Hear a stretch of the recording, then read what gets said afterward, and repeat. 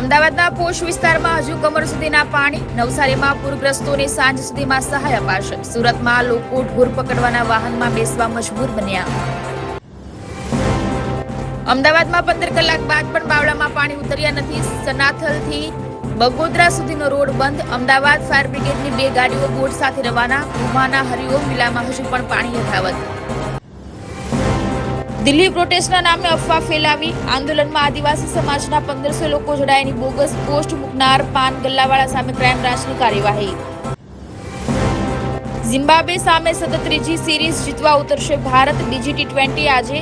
વૈભવ સૂર્યવંશીએ ગત મેચમાં 50 ફટકારી હતી. ઓસ્ટ્રેલિયા ઇંગ્લેન્ડ ટેસ્ટ મેચ ભારતમાં યોજવા ઉપર વિચારણા. ઓસ્ટ્રેલિયાના સીઈઓએ કહ્યું ભારત મોટું બજાર છે. સંભાવનાઓ માટે દરવાજા ખુલ્લા. વ્યસ્ત શેડ્યુલ મોટો પડકાર છે.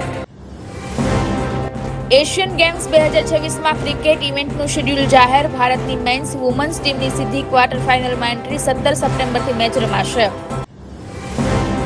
આસામમાં પૂરને કારણે છેલ્લા 24 કલાકમાં 14 લોકોના મોત થયા બાદ મૃત્યુઆંક વધીને 61 થયો. રાજ્યના 12 જિલ્લાઓમાં પૂરથી 7.5 લાખથી વધુ લોકો પ્રભાવિત. એમપી, યુપી, રાજસ્થાનમાં વરસાદનું એલર્ટ. અમરનાથ યાત્રા આજથી શરૂ.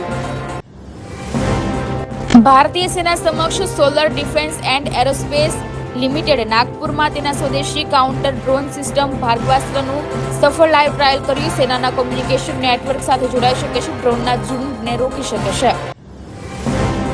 રાહુલ ગાંધીએ કહ્યું વિદ્યાર્થીઓ ભારતનું ભવિષ્ય, જ્યારે નરેન્દ્ર મોદી ભારતનો ભૂતકાળ. રાહુલ ગાંધીએ વધુમાં કહ્યું કે ધર્મેન્દ્ર પ્રધાનને હટાવવામાં આવે. સરકાર તેમનું મંત્રાલય બદલવાનું વિચારી રહી છે, પરંતુ તે મંજૂર નહીં.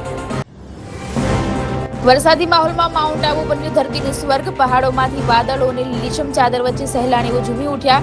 કહ્યું આબુમાં સાચી મજા તો ચોમાસાની જ છે.